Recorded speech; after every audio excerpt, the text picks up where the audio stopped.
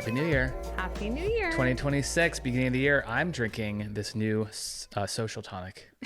Aren't you special? I am. And I already drank mine. This is a social podcast. No, we're excited for the year ahead. Lots of good energy, lots of good vibes, good auras. Yes. Yeah. So we wanted to kick it off by talking about how creators can build their own world. Mm-hmm. You've probably heard us talk about this before, or if you haven't, or if you're new to the channel, we talk about this. Well, we've been talking about this more often, I'd say, especially in 2025. We're building our own world. Building our own world. Everybody has to be building their own world. So get out some candy, and every time we say world, you can eat a piece of candy, because we're going to say it a lot today. I don't know if your dentist is going to like that, but yeah, I do think that it's something that's going to set creators apart, the great creators who are landing long-term incredible partners, repeat partners from the ones that are doing smaller deals or potentially feeling a bit of crickets in the inbox. Yeah.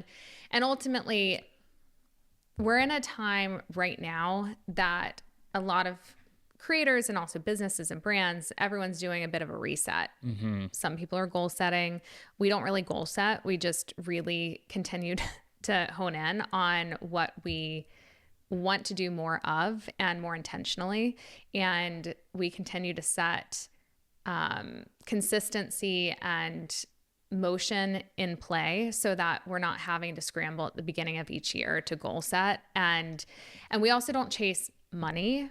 The money is always going to come when you're putting the systems and process in place and working your ass off to produce. The end result is money. But if you're just chasing the goal of money, and I've seen this in certain creators' posts of like what they want to make this year, I'm like, if that's the goal, how are you going to put the process in place to get there? Yeah. And ultimately, that's creating a world that's bigger than that money, because you'll oftentimes exceed that goal that you've set for yourself if you put the proper plans in place for the right reasons. Yeah. And like, even for us, like building our own world, or even with creators, it's kind of the same idea of like, you're refining the process each time. Yes. Like, I think the beginning of the year, a lot of people think about New Year's resolutions and like setting new goals. And it's almost like they have a fresh slate, which I think mentally that's awesome to have that thought and that feeling. Well, we're all thankful to be in 2026. I know. That's for sure. But it's more of refining, improving, getting better at your process and who you want to be as a creator. Agreed. We're going to cover some ideas and some notes that we have today on how you can do that as a creator, building your own world. So first up, what is it? Yeah, so it's basically around the idea of being a content creator is just not enough anymore. So what does that mean? Well, we came up with this new term. No, you actually tell me. I think we're the first to coin this. Yes, Tradfluencer. Yeah. So you heard trad wives, but no one's coined this freaking term except for us recently, because our whole team was brainstorming this week of like just continuing to set our creators apart, ourselves apart, create our world, build our world more this year. And we were just talking about how the traditional influencer, the traditional content creator is really dead. Mm-hmm. And so then we were like, wait, the Tradfluencer. And that's really just a rinse and repeat of the last 6, 7, 10 years of this industry. And now we're in the era of building your own world and creating depth and creating connection points and solving problems versus it's all aesthetics. It's all pretty content. You're a pretty person. Right. That's just not deep enough, because that is social media. A lot of it is that. So being a content creator is not enough when so many people now are content creators. Yeah, even inside of brands. I mean, they're content creators. But yeah, I mean, literally brands are content creators now. Like they're a content machine. Yeah. And everyone who's posting on social is calling themselves a content creator, which in some ways they kind of are. So, but if you want to be a content creator who's making money from brand deals and like creating this world of connection point. Right. Meaning, then that's where what we're talking about today is building your world is really about positioning yourself the right way. So you're getting the types of brands that you want to work with and that want to work with you. It's not about trying to go viral and getting as many followers as you can and just taking on any brand deal. That was in the past. I think people got caught up in like trends and copying what other people were doing. Yeah. That's still going to happen. But from our philosophy, the way that we think creators should be thinking about things now, moving into 2026, the trends that we're seeing on our end, the undercurrents of what we're seeing, what's working, what brands and agencies are asking for, are this deeper substance than just being a content creator, being a full-time content creator. And we're not saying Tradfluencer as like a derogatory term. We're not making fun of creators who might kind of feel like they fall into that. And if you do feel like you fall into that, then you should definitely listen up. Like, it's time to change. You have to, because You have to evolve. you will be left in the dust. Yeah. Honestly. Yep. Like that type of, that era is over, and you have to move into this new era, and just, you're going to get a little bit uncomfortable, especially if you're like, oh my gosh, I think I might fall into this. Or maybe I had a slower year than normal, which, to be fair, 2025 was slower for a lot of people in the creator economy and like the economy as a whole. But in general, if you feel like you're plateaued, or things just like slowing down, then you really need to be thinking about ways that you can change things up and go a little bit deeper. So what does it mean what is a creator world? Like, what does that even mean? So that, I mean, it's everything from what's your POV? What problem are you solving for your community? What is your visual identity, so that the through line can be even felt of who you are, what you're trying to solve through, if you're in my For You page, it should be very clear. And even your continual verbal cues that you're giving, so that every single piece of content doesn't feel like every single individual piece of content. It has to look cohesive. And in order to do that, there has to be a greater purpose of showing up on social media than just to make a quick buck from brand deals. Because I think that the era of, it's easy to be a content creator, it's easy to be an influencer, it really isn't. Not these days, not one that's really truly successful. And developing even it has to be a reliable visual, verbal community and world that brands can then see themselves being part of and plugging into to help solve their customers' problem, because brands create products and services to solve a customer's problem. So as a creator, if it were me, I would be thinking, what problem am I solving by existing on social media that no one else is solving, because they don't have no one has walked in your shoes in life. So how can I bring that forward to my community around the things that I am really passionate about and really knowledgeable on, that I can teach other people, I can bring the value, and then I can set myself apart with my visual and verbal identity. Yeah. And I even think I think sometimes creators get caught up in, well, how then do I incorporate brands into my content? Like, what if I want to work with certain brands, or like, how are brands going to find me and want to work with me? Well, the thing is, if you're showing your own world, your own POV, naturally products are going to show up. You don't need to be worrying about chasing or pitching brands, or that if your talent management agency is doing that. Yes, they should be putting you in front of the right brands at the right time, but it's less about thinking like, I need to be incorporating certain brands or tagging certain brands all of the time. And it shouldn't just be brand focused. And that's what's Again, in front of you. If the money is the end goal, then you've missed the whole part in the middle. Showing the messy middle is what's actually going to land you the brand deals. You want to be attracting the right types of brands, not chasing certain types of brands, thinking that if I shoot this type of video, because I saw this other content creator do this, that I'm going to get the same brand deals. It doesn't work like that. So yeah, building your own world is really about standing out. You want to be unique. Like creators should stand out now. And I think that's kind of this like new change, this new shift of being different. When I think before it was like very trend driven and everybody wanted to go viral. And the thing is, now brands are not necessarily looking for that. They're building their own worlds too. Like, they want to incorporate, we're seeing this more. Brands are wanting to incorporate this certain types of creators, even less creators now. We're seeing that trend, less creators, but more quality, high impact, high quality, very well aligned creators that fit into their world too. So it's this mutually beneficial partnership than just them seeking out, oh, I just want to find the creators who have the highest reach and the most clicks, and I'm just going to pay them whatever I need to pay them. Like, that's not exactly what brands are looking for now. Yes. Which goes into the next topic, which is, so I've created my world, but it's not converting. And not meaning you're not driving sales, but you're not driving the brand partnerships or even the types of brands and categories that you want to work with. And what we would say to that is, it probably means your world is feeling a little bit stale. It's like people have watched that episode for the 500th time. So now, how do we change up the scene, the setting, the outfits, the tone, the look and feel, and also kind of where your life is now versus where it was 2, 3, 5 years ago? Because your life should evolve and your content should evolve with it, because your audience is also evolving too.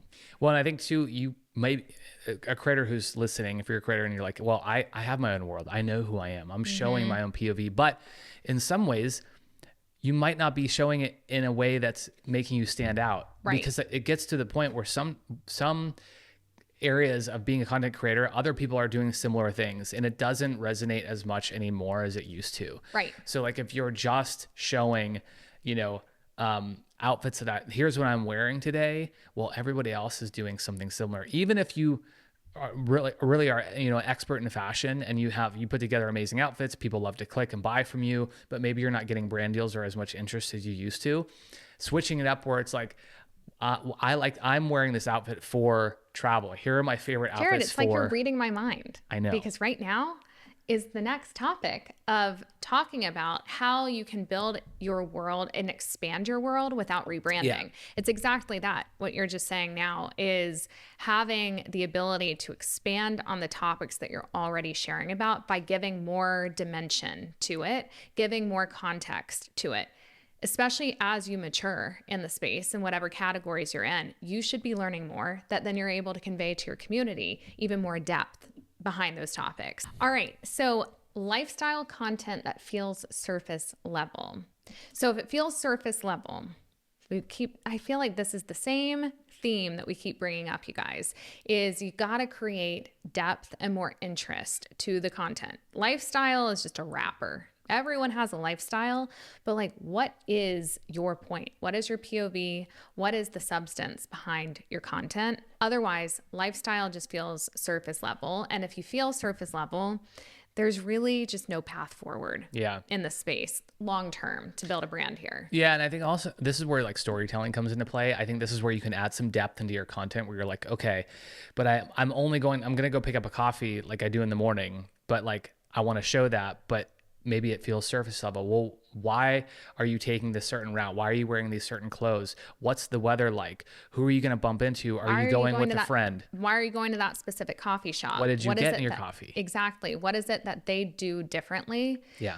They have a certain craft. I mean, if you really enjoy coffee, you understand it is a craft. If you actually enjoy coffee. If you're a coffee snob. But I mean, but that is what also people can look at it and be like, oh, it sounds pretentious to think of all these different things. But no, that is what creates taste. I think of coffee as a true craft. I don't want to get my coffee from certain spots. I want to get it from coffee shops that really appreciate where they get their beans from. Maybe they roast them in-house.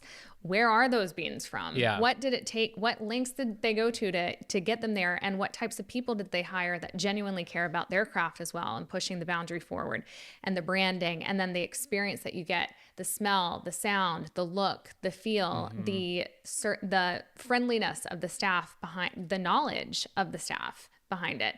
All of those things I care about when I have to pay $1 million of what it feels like for coffee these days. What types of machines that they use? Why did they care about those types of machines? All of this to say, I think caring more about the details is also what creates a POV. The things that I know that we have a lot of things that we care about, you and I. Right. And the details are really what I think, even if you were our close friend in life, you would know this. You guys probably know this about us just watching this or knowing anything about Iconic Fox, is we care about the details of everything, because that's what sets people apart. And that's what sets tastemakers apart in the space, is really caring about all those details.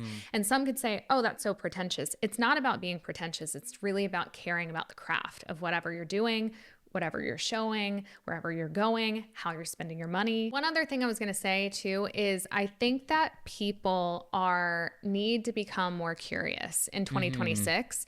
And that's also what helps you develop taste, and what helps you develop your own point of view is curiosity. If you're not curious, then any coffee is coffee. Yeah. Any matcha is matcha. Any house is a house. Any shack it as a shack it. Like, you got to have more curiosity and take more pride in your day-to-day life that then translates into something more interesting and more of an experience for your community. And that's what we're talking about, sharing those things. Because I think some people are like, well, I'm not an expert, or I don't care that much about coffee. Why would I? Who cares? I'm just going to get a coffee. That's all I'm going to show. Exactly. But then that's where it can feel surface level. Yes. So having said that, there is, I do think, a roadblock for creators who feel like, okay, I'm a full-time creator, and that isn't necessarily the most relatable to my community. And we would say we agree with that. It isn't the most relatable because most people, even if your friends, like a lot of your friends are content creators, most of the world is not a content creator.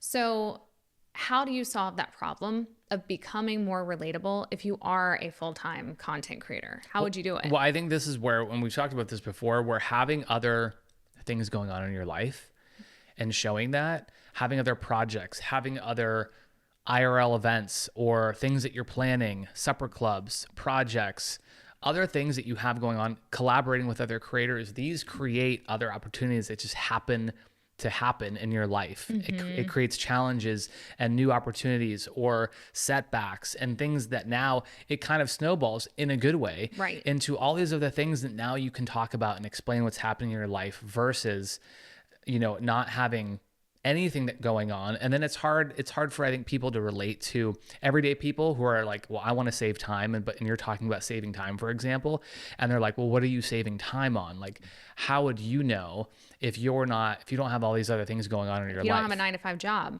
And maybe you do have other things going on in your life, but you're not showing it. And so that's the other aspect of like getting deeper and showing people like, oh no, I know I might seem like a full-time content creator and this is all I do, but I take care of XYZ, or I have this other side company that I run, or I help my friend at this, event every single week, but I never show it. So, or I have my own photography business, or I have my own merch line that I'm working on. It can be even small things, like you are working on your digital downloads for people to stay on their wellness game. So it's just, you can start it very small, or you can turn it into, like, now you are also taking people along for learning a new hobby as an adult. And it's taking people along for that journey and creating those friction points that are genuinely in your day. Maybe they don't look like someone who has a 9-to-5 job and a family and a house, like a mortgage payment and all of the things, but you can still create friction points throughout your day that then feel more relatable to someone who has a 9-to-5 job. No one at a 9-to-5 is looking for you to say, I also have a 9-to-5 job. That's not the point. But I think this is where creators often lose respect from those who have, and we keep saying 9-to-5 because the 9-to-5 workers are the ones out there who are buying from you, who are inspired by you. Well, that's probably the majority of your followers. Yeah. As a creator. Yes. And I think it's easy for creators because they're surrounded by their friends who are oftentimes other content creators to be in that kind of cycle of like, this is what we all do. This feels normal. And yes, it does, but you still have friction points throughout your day. And those friction points make you more relatable and more interesting to your community. And then ultimately what you're trying to do is create those inspirational moments, those interesting moments that then help someone else who's not necessarily living the exact same life that you are in their day-to-day life to feel inspired. Ultimately, making your time feel a little bit more legitimate. Again, especially if you are a full-time creator, to your point. And now with the movement of being offline, analog era, finding ways to pull even your community who may work 9-to-5 jobs in person with you, even if it's a small, not to keep saying coffee, but we love coffee around here. Do a coffee shop meetup, do a vision board party, do something that's not even that other than using your time to create it. It's not that expensive. And I think oftentimes creators, and we talked about this before, oftentimes creators can fall in the trap of like brands funding whatever it is they're doing. Like if the brand isn't funding that coffee shop meetup, then I'm not going to do it. Yeah. It's like sometimes it's just about doing something that is impactful to other people, that then is interesting to your community online and offline, that then creates even more opportunity for products and services to plug into that. Yep. It's like tying it back to a purpose. Yes. Versus just showing your routine. Well, why are you showing this routine in this way? Yes. How is this helping you? Even if again, you don't have this 9 to 5 job that you're going to, it's like, well, maybe how it impacts the rest of your day is the important part. Well, and you create more trust and more interest again from those community. And you can also create more of the systems and the behind the scenes process. And again, we talked about the messy middle of it all and the lessons that you're learning out of that then can be applied to so many different things in life as well. Which is funny because that's mostly what people like to see. Exactly. You know, they really want to see that, but most creators don't show that. Yeah. And I get it's uncomfortable to show. It's like you think about, you want to show the best You want to put your best version of foot yourself forward. Yeah. Yeah, but in reality, they want to see what was the challenge or the whole journey getting to point A to point B. I don't care about getting to point B and like what that looks like at the very end, like the end result. It's like, I want to see the whole process and all these things that happened in between. Yes, agreed. I think the final piece of this too is evolving from a creator into a partner. I think this is a really, really important note for creators to take away is like, you're not just a creator anymore. You're a partner to your community and you're a partner to your brands. So how do you set yourself up as that? Remember, at the end of the day, there's humans and people behind these brands and agencies who are just like you, everyday people who have a 9 to 5 job, and they're viewing you as someone who you have to be relatable to them too. You have to pull them in so they can feel like they're a part of your world and then say, yeah, actually Agreed. she would be, or he would be perfect for our world, this brand this new campaign that I'm working on. And I think that comes back to not just posting to post and get up a bunch of these individual posts like we talked about earlier on, but creating the infrastructure and creating that ecosystem and then thinking about these activities you can do online and offline. And that's only something that you can answer for yourself of what you're genuinely interested in, curious about, want to learn more about, want to be more educated around, that you want to take your audience around or along on the ride with you. But I think ultimately, again, becoming more of that partner, building that world, taking your audience along for the messy middle and the beautiful end result is all going to set those types of creators apart and become way more interesting to brands in 2026 and beyond. And I think things that creators can be doing today is really sit down and be real with yourself and answer what it is that sets you apart and your POV in life and what type of problem you want to solve for your community. And you can create so many different pieces of content based on that, or you should be able to create. If you can't, then it's probably not a deep enough topic. And it doesn't need to be like you're sitting here pouring your soul out to the online community. But like if it's not that sticky to you, then it probably isn't that sticky to anyone else. So I think it's just a little bit of soul searching and then also expanding on that too. Don't keep it at surface level. And if something's not working, evolve it. Yep. 2026 is the year of building your world. You're going to hear that more often. We're going to keep talking about it. And we're going to keep talking about ways in which you can continue to build it, expand it, why it's important, what's working, what's not, and continuing to see even us building ours here at Iconic Fox. Yeah. We're going to be doing a little bit more behind the scenes footage of what we're doing, building. A taste of Iconic Fox. Taste of Iconic Fox. Yes. Coming soon.